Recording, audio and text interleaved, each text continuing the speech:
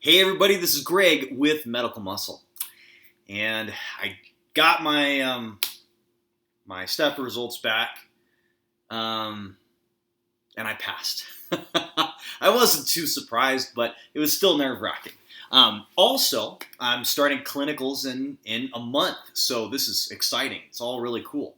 And in this video today, I wanted to share with you guys what I did during dedicated for my studies in Step 1.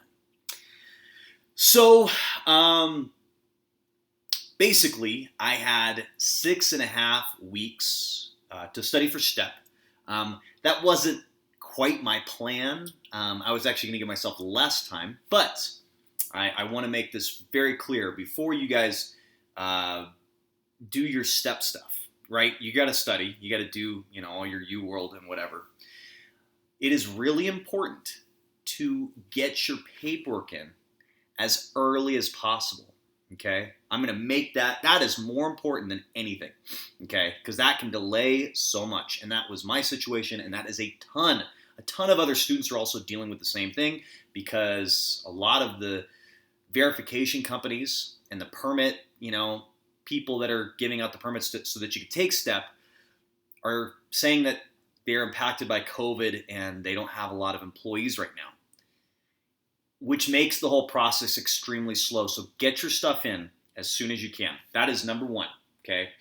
So my one suggestion.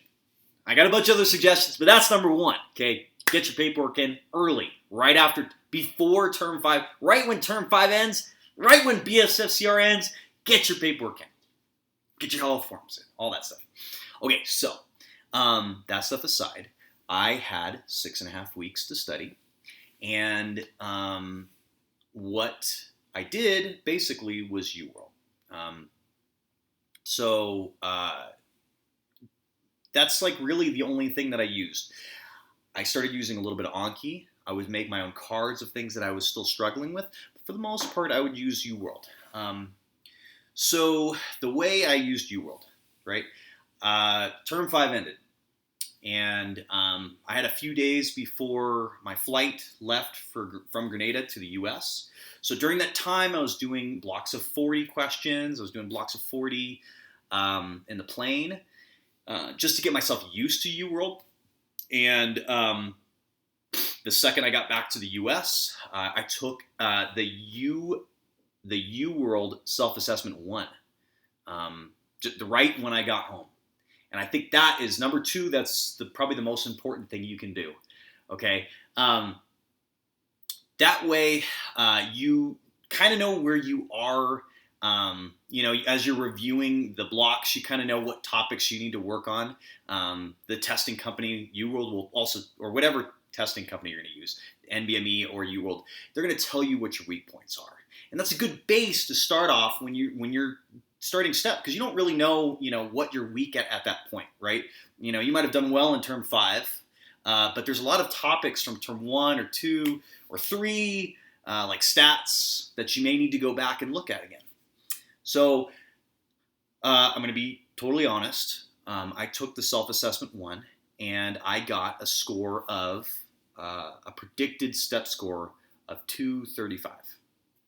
Now, from what I understand, is that Uworld potentially could inflate your score by up to 20 points. Now, since Step 1 is now pass-fail, and the minimum to pass is a 196, even with that 20-point inflation, I was still likely to pass, very likely. And that was just right off the gate without really doing any dedicated study. So at that point, my motivation to do really well kind of dropped a little bit, because I knew that, I was likely to pass this early, and every self-assessment that I was taking after said I was going to pass. I never had one that I wasn't going to pass. So I probably should have studied harder, but, that's what I did. Now, it's very important that you guys pass this test. So this year, and I think last year was the first year, Step 1 is now pass-fail. And it's very, very important for you to pass. There's some benefits and drawbacks of STEP being pass-fail. if you're not a great student, it's a huge benefit. Huge, huge. Say if you're not a good student at all, being pass-fail is like the best thing for you. And if you're a great student, it's not a good situation at all, because now you're lumped together and you just get a pass. So everybody gets the same score if you pass. But if you don't, okay, now it's such a big deal, right? Because you're kind of protected with this pass if you're not a good student. But if you don't pass, it's a really big deal. So I do want you guys to pass. Now, what I'm saying and what I did is not necessarily what you should do. I was a good student all through school, and because of my GPA and how I did on my block exams at SGU, SGU calculates what your predicted step score is, and mine was going to be way higher than the pass threshold, right? So going off of that and going off that first assessment, I knew that this was going to be not a huge challenge for me. I knew that I personally didn't need to study that much. Again, this is very important. So if you do not pass, this is a big deal. But this is just what I did. So my goal initially was to get through every single Uworld question, right? That was my goal. It should be your goal, but that wasn't even close to what I got. My goal was 120 questions a day. That's what I needed to do to get through every single question, plus going into review. Just right off the bat, I realized that it was taking me way longer. I think it was my learning environment back in the U.S. was not as good. I had way more distractions, family, and there was more things to do in the U.S. I mean, I got back into hiking and, going and having fun. So, in reality, I only did maybe on average 80 questions a day. That's it. That's all I did. And then I would review all that material through Anki. I started doing that pretty early because I realized that, there was certain topics that Uworld likes to ask. I just found that it was really important to learn specific topics, learn the oddball stuff that Uworld wants you to know about really common conditions like, say, lupus or cystic fibrosis. Those are kind of like, the topics that they like to talk about, asthma, something like that. But you need to know the weird presentations of these conditions that you may not have covered during your 2 years at St. George University. So you really got to know all of these things. So going through Uworld, it's a challenge. Uworld's going to make you feel like an idiot. Obviously when I was doing question banks right off the bat, going through the first 2 years, I'm used to getting like 80 to 90s, on questions first time through. Uworld is a totally different situation. You're going to do more like, if you're a good student, like 60s, 70s. 80s are great, but not always, These question banks are so hard. They're designed to push even the smartest people. You're going to get questions that probably most students don't know. Probably even the smartest students have never seen a lot, because there's conditions that you've just never covered in the 2 years that you've been in medical school. But what I realized in talking with other students is that you can still solve these types of questions if you just use critical thinking. And that's what I think what these testing companies are doing. They know that you're not going to know all this stuff. It's impossible. You can't know every single little fact, right? You're not going to just know it. So at a certain point, you have to use critical thinking and look at the other answers and say, okay, well, it's definitely not that, and it's definitely not this. Okay, that's how you utilize this.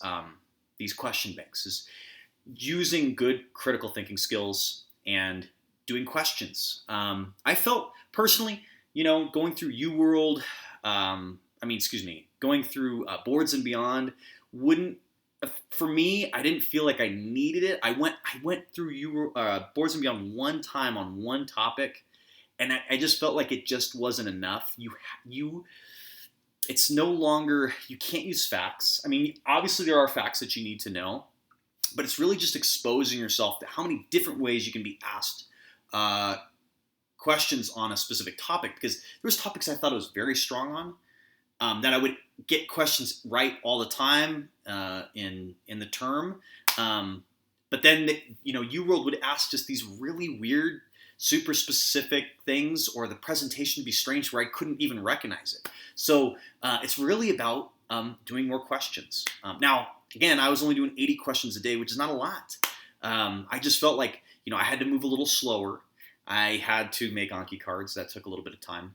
But it was really helpful for me to do that, because then I was not missing those type of topics again, okay? And then like another thing with UWorld, right? So say if you're getting 60s or 70s, don't worry, or even a 50. Look at the average of what other students are getting in that same block. UWorld to give you a breakdown. And sometimes that average is a 55. So as long as you're like right at the average or over, you're doing okay. You're doing good. And then I would refer back to first aid, like I'd always done, just to kind of clarify anything that I needed. I felt like there was a lot of stuff that UWorld would ask that wasn't necessarily covered in first aid. So sometimes you're going to see stuff that, again, you'd never seen before. But that's not the point. The point is to use critical thinking and just to kind of use all your knowledge about the human body, about biochem and everything to answer these questions. So I did about 80 questions a day, reviewed them. I would do tutor mode instead of the timed mode because I wanted to see the questions immediately after, or the answer immediately after. I just felt like it went actually faster, although I was being timed and I was being pushed to go at a certain pace. I found that if I could review immediately after, if it was something that I felt strong on, and then I saw the answer and it was exactly what I was thinking, then I wouldn't spend too much time on it. Okay, but if I had done the time, I have to remember why I answered it that way, and I felt like it was slower. You can do either, do both, because if timing is an issue for you, which that wasn't the case for me, but if it is an issue for you, definitely do it. It's good to throw those in. So every weekend, I would do a self-assessment just to get an idea of what I was doing. So the first one I did was the UWorld Self-Assessment 1, and then after that I did the NBMEs, which I felt like the questions were easier than UWorld. They were shorter, the stems were shorter. There was a lot more first order type questions, which I didn't feel like was representative on STEP. STEP was way closer to UWorld. The question stems were a lot longer. The style was more like UWorld. Everything, the whole interactive part, like what the calculator looks like and how to block things off, that was all like UWorld, not like NBME. But they're good assessments, and NBME will give you a breakdown of how you did. And then every time I took one of those, I was likely to pass. SGU needs you to be over an 80% threshold of likely to pass, whatever that means. It's like a calculation that the test gives you, and I was always over that. So, I wasn't that worried. So I just did one every week, and then honestly, I would take that, and it would be 4 hours out of my day. And no, probably more, because it's 4 blocks of 1 hour, 4 1 hour blocks. And I would just go through and review that for the next 2 days. It would take 2 days to review that stuff. But it's really important to review it.